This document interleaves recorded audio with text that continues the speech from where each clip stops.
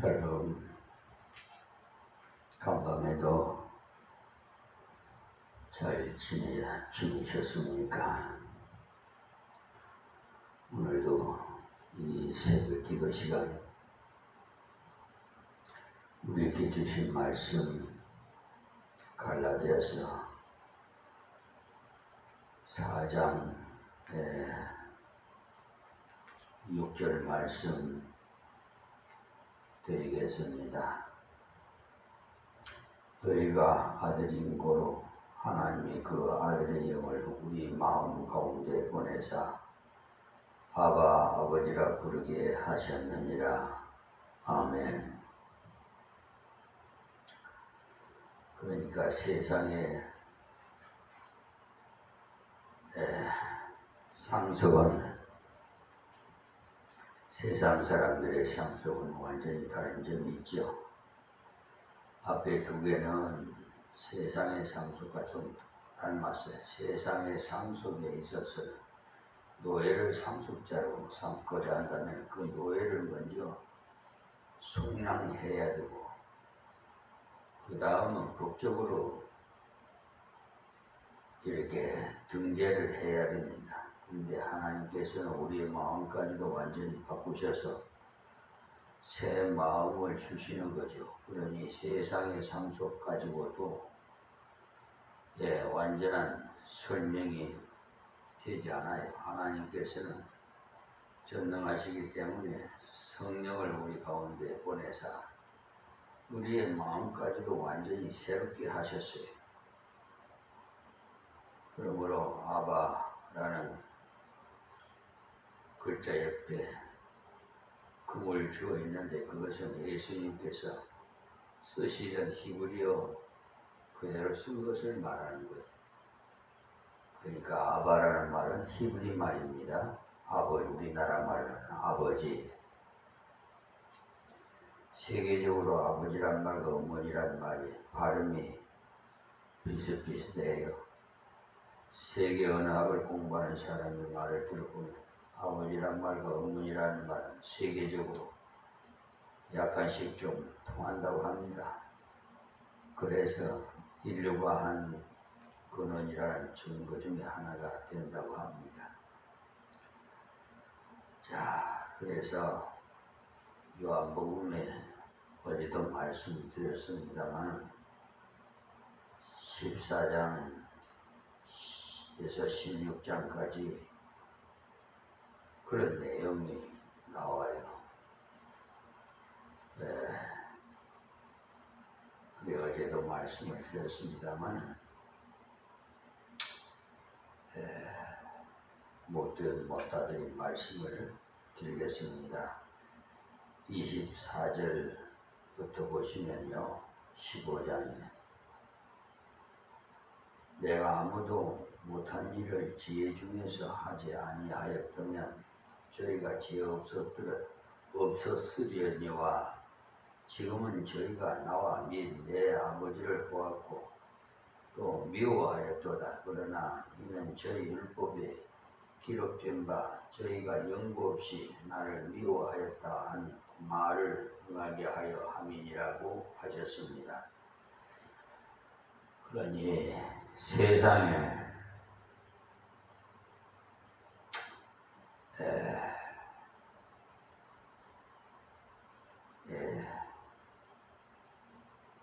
예수님을 미워한 것처럼 우리도 미워해요.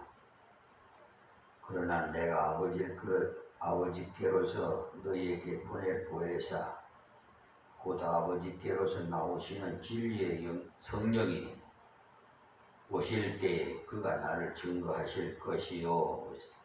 여기 진리의 성령입니다. 오실 때에 그가 나를 증거하실 것이요. 너희도 처음부터 나와 함께 있었으므로 증거하였느니라고 하셨어요. 우리 몸속에는 하나님 성령의 진리의 영이 임하 있다. 이 사실을 볼 때 성령의 권세를 받지 않고는 나가서 전도를 못해요. 성령께서 우리를 통해서 증거하시되 우리를 감동하심으로 증거하십니다. 또 16장 7절부터도 보시면요. 그러하나 내가 너희에게 실상을 말하노니 내가 떠나가는 것이 너희에게 유익이라. 내가 떠나가지 아니하면 보혜사가 너희에게로 오시지 아니할 것이요. 가면 내가 그를 너희에게로 보내리니 그가 와서 죄에 대하여 의에 대하여 심판에 대하여 세상을 책망하시리라고 하셨어요. 그러니까 예수님께서 이 땅에 계시면 육체로 계시기 때문에 베드로와 함께 하실 동안은 요한과 함께 하시지 못하죠. 그러나 떠나시고는 성령께서 오셨기 때문에 어디든지 계시며 다 같이 동행해 주심으로 예수님이 떠나가신 것이 우리 모두에게 유익한 것이다. 육신으로 그냥 계시면 그 만나는 사람하고만 같이 계시지 우리하고는 같이 있을 수가 없어요. 그렇잖아요. 그러니까 이제 예수님이 성부 하나님께로 구름 타고 승천하시면서 보혜사 성령을 진리의 영을 보내주시는 거예요. 그래서 우리는 진리의 성령 안에서 이렇게 우리를 보호해 주시니까 보혜사라는 걸 보호자라는 거예요. 우리를 때를 따라 먹을 거, 입을 거, 마실 거, 또 어디 갈 때 어디를 가든지 함께 해 주시니까 누가 검탈하겠어요? 악한 것들이 어디 어림도 없어요. 어림도 없지.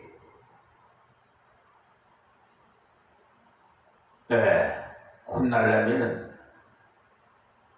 무슨 짓을 못하겠어요? 하나님께 함께하는 백성에게는, 아들, 딸에게는 악한 마귀 사탄이 접근하지 못해요. 자꾸 내가 믿음이 적으니까 자꾸 그것이 와서 집적거리지. 내가 충만해봐요. 내 안에 성령 하나님이 계시는데 어디 감히 마귀 사탄이 썩사톡하게 하고 오겠어요. 그러니까 그런 데 속지 말라고. 내 아버지를 모시고 얘기해요. 아버지라고 모시고. 우리 하나님의 아들, 딸이다. 그러니까 자연스럽게 주님이라고 부를 수 있고 아버지라고 부를 수도 있는 것은 아들의 영이 온 증거입니다. 아들의 영이 여러분 속에 오신 거예요. 그러니까 이제부터는 아들처럼 당당하게 살아야 돼요. 하나님께서 이미 아들답게 살 수 있도록 능력을 주셨다는 사실도 알아야 돼요. 흔히 나는 부족하고 약해서 못한다면서 못하는 것을 정당화시키고자 하면 나에게 해가 와요. 마귀 사탄이 접근한단 말이에요. 그러나 하나님께서는 우리 속에 아들의 영을 주셨기 때문에 믿음으로 살아가면 얼마든지 능력 있게 살아갈 수 있다고 하십니다. 우리가 혹 가다가 넘어졌으면 내가 성령님을 근심되게 했구나. 성령의 감동에 순종하지 않았구나. 성령의 은사를 사모하지 않았구나. 그것을 알고 회개해야 돼요. 하나님께서 벌써 성령의 능력을 우리에게 주셨습니다. 자, 7절 말씀에 그러므로 네가 이후로는 종이 아니요 아들이니 아들이면 하나님으로 말미암아 유업을 이을 자니라. 그러니까 우리는 이제 종이 아니에요. 아들이 되었고 또 하나님의 유업을 상속받을 자가 된 겁니다. 그러니까 가난해서라는 말은 하지 말아요. 앞으로 상속받을 것이 어마어마한데 지금 좀 없다고 해서 그렇게 비굴하게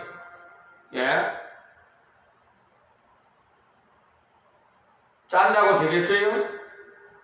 우리는 하나님의 상속자고 천국은 나의 것입니다. 왜 모르십니까? 그렇게 가르쳐줘도. 그래서 이 땅을 살아가는 동안은 필요한 것을 주신다는 것을 알아야 돼요. 필요 없을 때는 주시지 않습니다. 아무리 재벌 아버지라도 국민학교 아들이 500만 원 달라고 한다고 주지 않아요. 아들을 위해서 안 줘요. 그렇지만 그 아들이 대학을 졸업하고 사업하고자 뭐 1억을 주십사 말씀드릴 때 오히려 1억을 적다고 하면서 10억이라도 아마 끊어주는 것입니다. 필요하니까 그 영향에 맞춰서 갖추어 주니까 하나님께서 때를 따라 다 적당하게 다 맞춰서 줘요. 우리 생각하고는 틀려. 성경에 말씀하시기를 귀가 없어서 듣지 못하심도 아니요 손이 짧아서 건지지 못하심도 아니라 너희와 나 사이에 제약이 가로막혔기 때문이라. 이사야 59장 1절에서 3절 보세요. 그러니까 하나님은 귀가 먹어서 듣지도 못하는 사람 하나님이 아니세요. 손이 짧아서 또 건지지 못하시는 분도 아니고 하나님과 나 사이에 뭐가 있다고 그랬어요? 제약이 가로막아 있대. 제약. 죄는요, 죄가 있으면 하나님과의 교제를 할 수가 없어. 마귀만 좋아하지.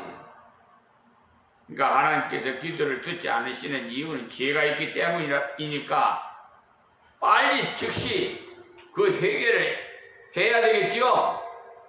기도를 하세요.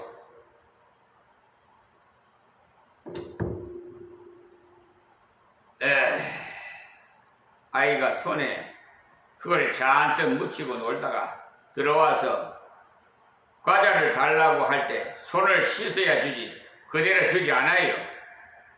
마찬가지로 범죄한 상태에 있을 때는 주시지 않는다는 사실을 아세요. 범죄한 상태에 있으면서 기도할 때 들어주시면 하나님께서 받은 그것을 범죄하는 데 써버려요. 그러니까 주시는 것이 오히려 해로워요. 그리고 내게 필요 없는 것은 아무리 달라고 기도해도 주시지 않습니다. 주시면은 사고치기 때문에. 어린애가 칼을 달라고 그러면은 쓸 줄도 모르는 위험한 칼을 주겠습니까? 칼을 쓸 때 주시지.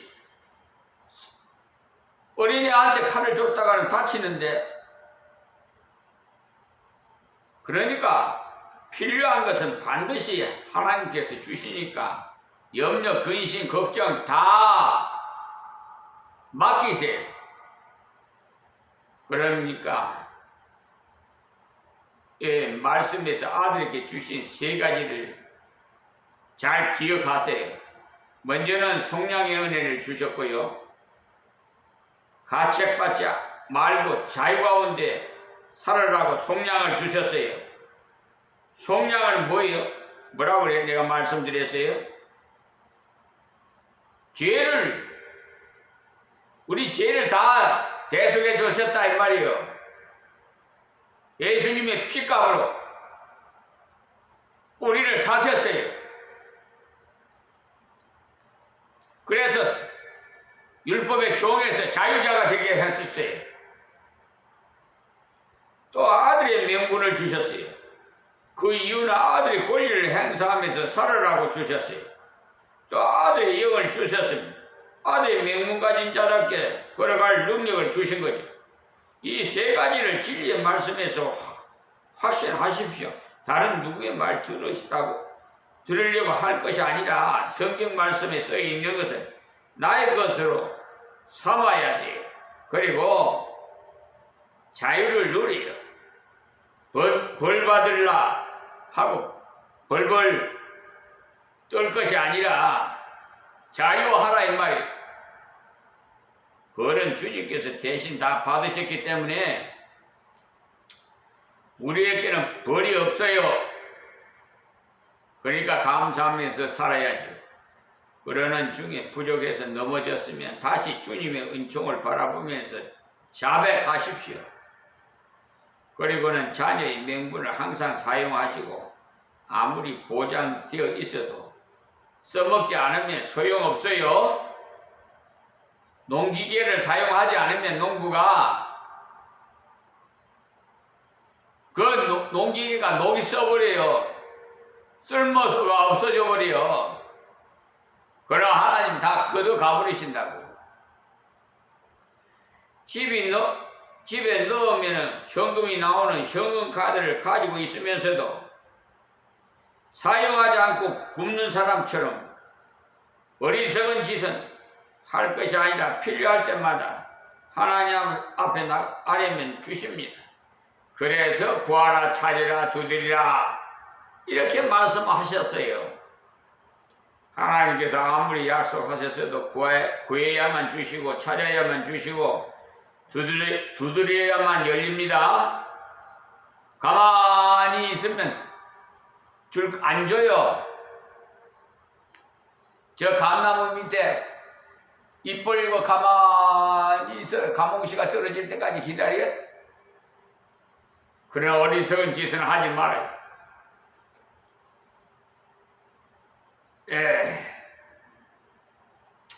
카드를 현금 지급기에 넣어야 나오게 되어 있습니다. 그러니까 자녀의 명분을 사용하십시오. 그리고 아들의 영을 주셨으니까 확신 가운데 아버지 뜻을 순종하고자 그렇게 사십시오. 실제로 순종해 봐요. 그러면 반드시 순종할 힘을 주셔요. 하나님께서 주시겠다고 보장해 주셨기 때문에 반드시 주셔요. 그리고 영원한 천국은 나의 유업이요 나의 상속임을 알고 긍지를 가지고 째째하게 그렇게 구실구실하게 살지 말아요. 좀 떳떳하고 담대하게 좀 살아요. 멋있게.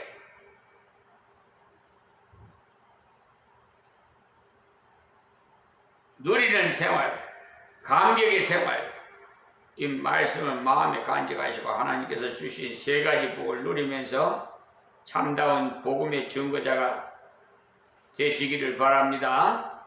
다음 4장 8절에서 11절 말씀드리겠습니다. 그러나 너희가 그때 하나님을 알지 못하여 본질상 하나님이 아닌 자들에게 종노릇 하였더니 이제는 너희가 하나님을 알 뿐더러 하나님의 아신바 되었거늘 어찌하여 다시 약하고 천한 초등학문으로 돌아가서 다시 저희에게 종노릇 하려 하느냐. 너희가 날과 달과 절기와 해를 삼가 지키니 내가 너희를 위해서 수고한 것이 헛될까 두려워하노라 그랬어요. 아멘. 그 말씀이 갈라디아서 4장 8절에서 11절 말씀입니다.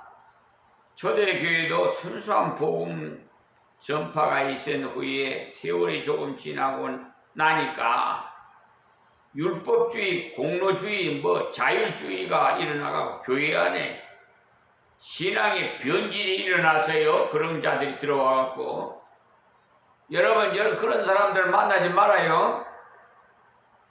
그 중에 대표적인 지역이 갈라디아 지역의 교회들이었어요.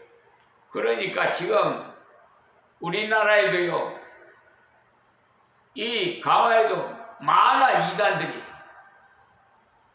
예, 이단들이 너무 많아. 막 여기저기서 뭐 여호와 증인이니 뭐 안식교회니 뭐 하여튼 이상한 사이비 종교들이 많아. 대순교회 저 안양대학교도 대순교회에서 그걸 인수받았어요. 그러니까 갈라디아는 아주 넓은 지역으로서 그 넓은 지역의 교회들이 대부분 잘못된 신앙으로 인한 피해를 입었어요. 바울 사도는 이런 변질된 신앙이 너무나 안타까워서 직접 강의는 힘이 들고 해서 편지로 그들의 신앙을 교정하고자 보낸 서신이 바로 갈라디아서입니다. 바울 사도는 율법을 지킴으로 천국 간다는 할례를 행함으로 천국 간다는 잘못된 사상에 감염된 자들에게 일깨우기를 율법은 모학 선생과 같은 것이라고 했어요. 모학 선생은요, 유치원 어린이들을 가르치는 그 집의 종이라고 했어요. 그러니까 하나님께로 가는 길에 기초를 가르치는 역할을 하는 것이 율법임을 강조합니다. 그리고 4장 1절에서 11절까지는 율법은 초등학문이라고 했어요. 물론 여기서 말하는 초등학문으로 율법과 함께 세상의 도덕, 철학, 모든 학문 전체를 다 포함시킬 수 있어요. 그러니까 이 초등학문은 하나님 앞에서 자기의 무능함을 깨닫도록 해주시는 역할을 합니다. 그러니까 이미 복음을 받아들여서 고등학문에 들어갔는데 왜 다시 초등학문으로 돌아가고자 하는 천치 바보 같은 짓을 하려느냐는 것입니다.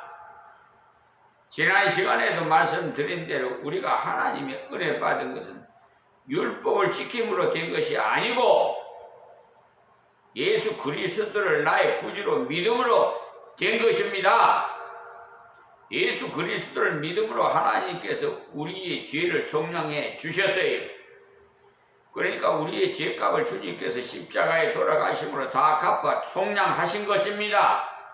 이 은혜를 좀 더 쉽게 설명하기 위해서 노예 시장에 팔려가는 노예가 해방되는 것을 예로 들어서 속량이란 용어를 쓴 것입니다. 우리 그리스도인들은 다 속량받은 하나님의 종들입니다. 속량받은 종은 사실은 종이 아니에요. 우리는 허물과 죄로 완전히 죽었던 자들입니다. 예수님과 함께. 그래서 하나님 앞에서 도저히 살 수 없는 자들이었어요. 그런데 주님께서 십자가에 죽으시고 살아나신 것을 나를 위한 것임을 믿을 때 우리의 죄가 완전히 속량된 거죠. 그러니까 하나님의 법정에서 너희 죄는 완전하게 속량했다. 그러니 너는 이제부터는 의인이다. 하고 판결을 했어요. 하나님의 법정에서 판결된 것이기 때문에 이에 대해서 아무도 이의를 걸 수가 없습니다. 그 이유는 재판장이 하나님이시기 때문입니다. 감히 하나님 대적할 자가 어디 있어요? 그래서 로마서 8장 33절에 보면 누가 능히 하나님의 택하신 자들을 송사하리요? 그 누구도 송사할 수 없다 이 말이에요. 고발이나 고소나 민사 소송이나 그걸 할 수 없다 이 말이에요. 다 성경을 보면요, 마귀가 우리를 고소하는 고소자예요. 이 마귀는 고자질을 잘해요. 여기 와서 쏙닥쏙닥, 저기 와서 쏙닥쏙닥, 수근수근. 여러분이 잘 아시는 욥이 신앙생활을 잘 함으로써 하나님께서 욥을 귀히 여기셔서 마귀가 왔을 때 내 종 욥을 보았느냐? 그와 같이 순전하고 진실한 자가 없느니라. 그렇게 하시니까 마귀가 하나님 앞에서 하나님께서 그렇게 복을 많이 주셨는데 그렇지 않을 사람이 누가 있겠습니까? 라고 하니까 당장 하나님께서 쳐 보십시오. 변질되어 돌아설 것입니다. 고자질을 했어요. 이 마귀가. 그러니까 하나님께서 귀하게 보시는데 마귀는 고자질을 했어요. 물론 마귀의 고자질이 헛된 것임을 우리도 알고 있어요. 누가 능히 하나님의 택하신 자들을 송사하리요. 우리는 송사받을 자가 아니에요. 또 어렵다 하시는 이는 하나님이시니 누가 우리를 정죄하리요. 아무도 우리를 정죄할 수가 없어요. 고소를 못해요. 고소하기만 하면은 기각됩니다. 그뿐만 아니라 정죄도 할 수도 없어요. 고소는 정죄받으라고 하는 것인데 고소도 안 될 뿐 아니라 정죄도 할 수 없어요. 왜요? 하나님께서 어렵다고 판결을 이미 내리셨기 때문에. 그뿐만 아니라 다시 살아나신 이는 그리스도 예수시니 그러나 하나님 우편에 계신 자여 우리를 위해서 강구하시는 자신이라고 했어요. 예수 그리스도는 지금도 살아계셔서 하나님 우편에 우리를 위해서 계속 변호하시고 계신다는 사실 아세요? 그러니까 우리가 가다가 넘어졌다가 하더라도 그것 때문에 멸망에 이르지 아니하는 것은 지금도 살아계신 예수님께서 변호자가 되시기 때문에 우리는 예수 그리스도의 십자가와 부활을 믿는 순간 속량함을 받았어요. 사람이 주위에서 속량받지 못하면 점점 어두운 길로 갑니다. 그러나 우리의 죄값이 다 지불되었기 때문에 자유함을 얻는 자유, 밝은 세상으로 가는 거예요. 그러니까 어디를 가든지 떳떳해야 됩니다. 말할 때도 기도할 때도 세상 앞에서도 떳떳해야 돼. 질질 짜는 태도에서 벗어나야 돼. 속량함 받은 것은 확신하면서 은혜의 보좌 앞에 담대히 담대히 나가는 자는 그렇게 찔찔거리면 안 돼.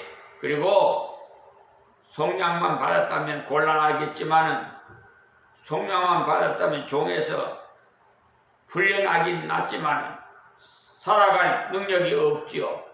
그것을 하나님께서 다 아시고 우리를 속량하신 후에 예수 그리스도의 동생들로 양자로 삼아주셨습니다. 예수님은 하나님의 맏아들이라고 말씀하셨고 천년매가 되셨다고 하셨고 우리도 아들로 삼아주셨다는 사실 로마서 8장 29절 보세요. 고린도전서 15장 23절도 보시고 여성들도 다 아들에 속합니다. 상속권 문제가 나오기 때문에 여성들도 다 아들에 속해요. 아들이라야 완전한 상속을 받기 때문에 아들의 명분을 주셨는데 이 명분이라는 것은 성인으로서 상속권이 인정되는 아들이 되었음을 말하는 것이에요.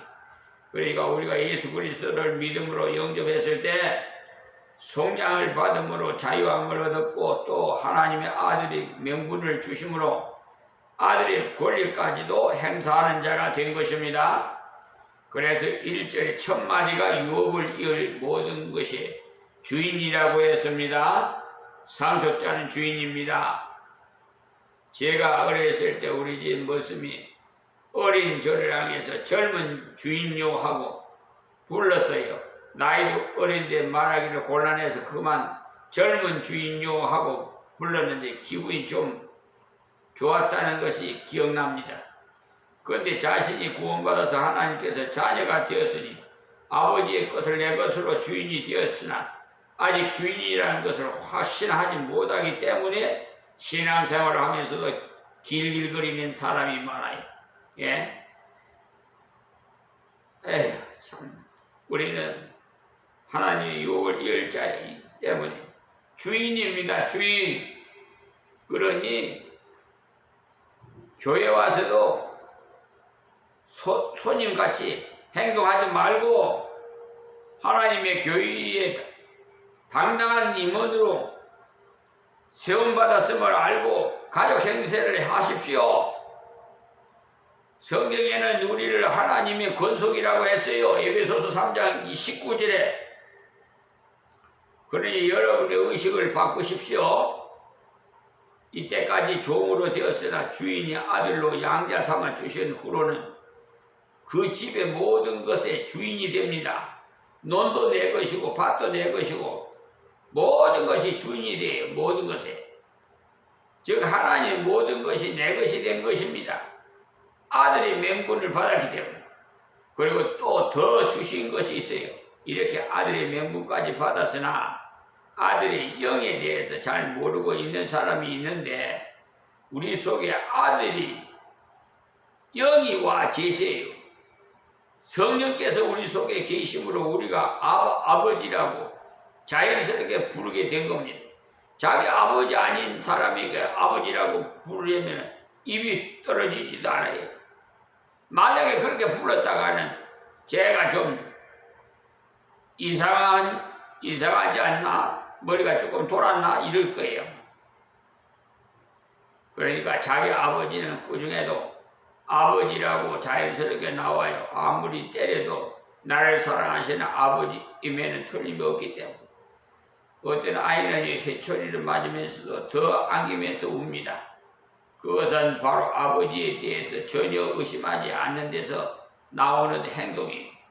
자기 아버지가 아닌 아버지가 때린다면 멀리 도망가 버릴 거예요.